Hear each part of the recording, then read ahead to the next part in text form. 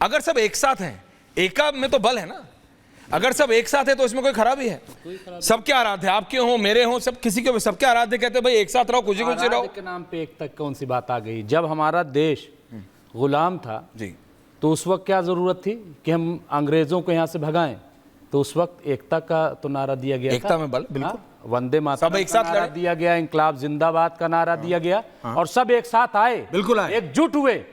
वहां तो कोई नहीं था, और आपने देखा कि उसका नतीजा ये हुआ कि गुलामी से हमें आजादी मिली, और अंग्रेजों जो है वो भागने में मजबूर हो गए।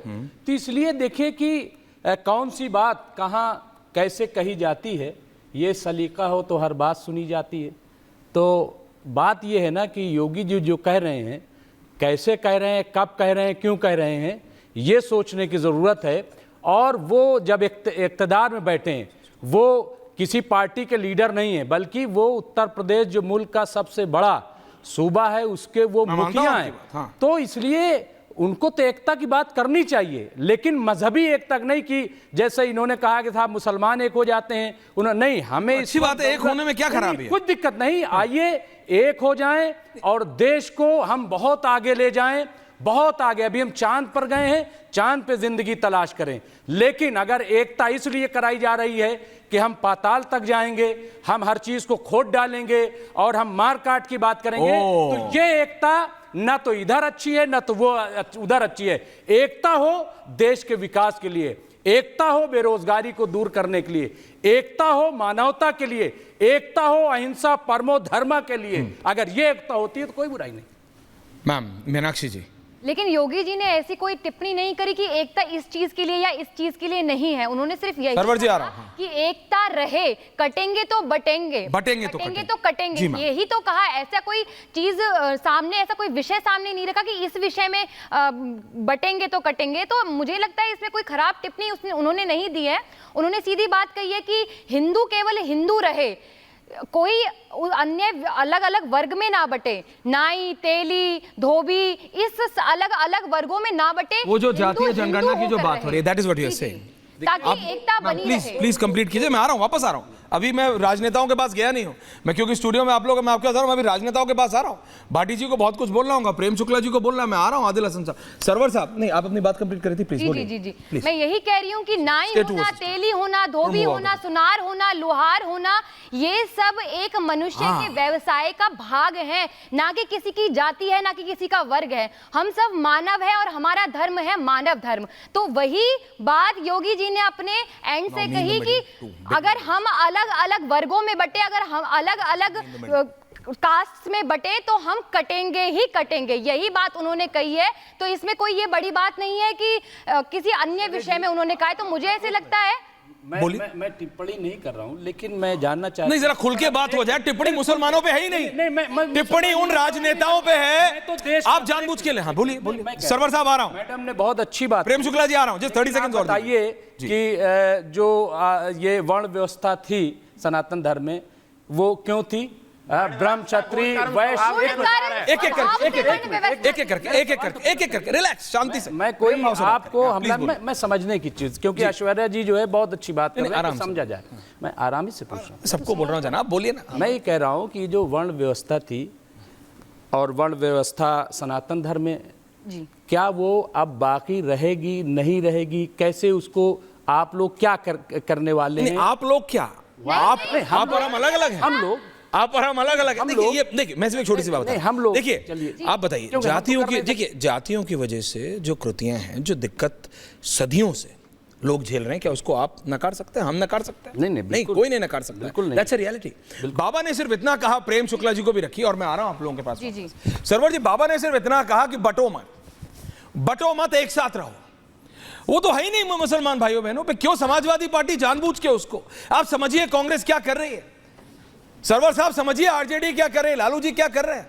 उन्होंने तो कहा है, ये जो जातीय जनगणना की बात कर रहे हो, बटो मत, एक साथ रहो, एकता में बल है। वो तो भाटी जी को सूट करता है, इसलिए वो बोलेंगे सरवर साहब देखो आपके लिए कह दिया, बांटोगे तो कटोगे। आदिल में बोलेंगे देखो मुसलमानों के लिए कह दिया, उनके लिए तो कहा ही नहीं है, वो तो जातीय जनगणना के लिए कहा है। सरवर साहब समझिए तो।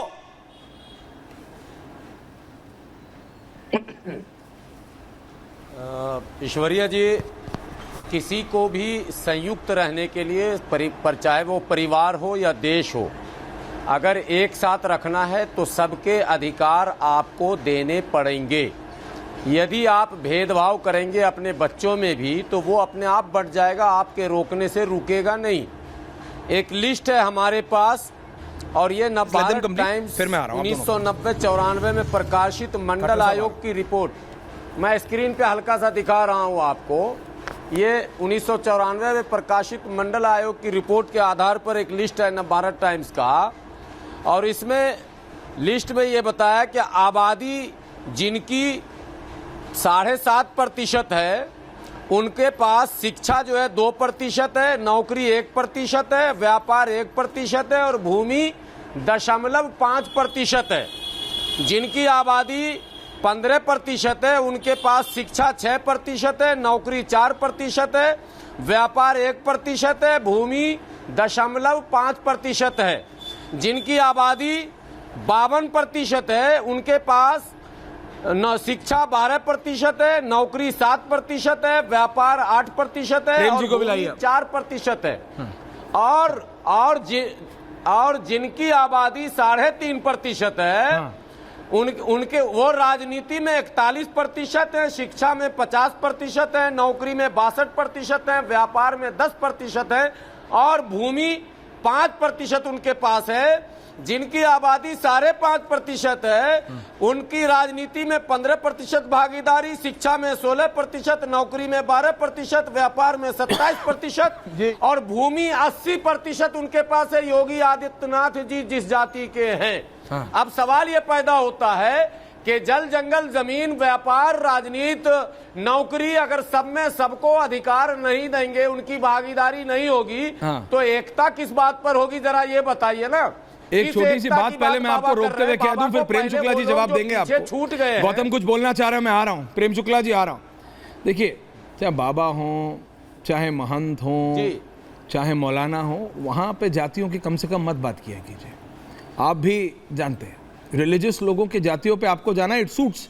देखिए सरवर साहब, आप डायरेक्ट राजनीति नहीं करते हैं, आप अंडरहैंड राजनीति करते हैं, ये आप भी जानते हैं और मैं भी जानता हूं। Still I take you as a political analyst, क्योंकि मैं आपकी कई बातों का जो आपकी बेबाकी है मैं उसका कायल, क्योंकि आप कई बात क्लियरली करते हैं, है ना। लेकिन अभी आप बाबा की जाति पूछने लगेंगे, ये तो वही बात हो गई जो समाजवादी पार्टी करती है। आप बात समझिए, उन्होंने मुसलमानों की बात ही नहीं की है। वो कह रहे भाई जातीय जनगणना मत करो, आपको सूट करता है बीजेपी को अटैक करना कि देखो आपने मुसलमानों के खिलाफ कर दी। वो कह रहे भाई जातीय जनगणना मत करो, बटो मत, क्योंकि बटोगे तो कटोगे। देख लो बांग्लादेश में क्या हो रहा है, देख लो अंग्रेजों ने क्या किया था, बटो मत, दैट्स इट।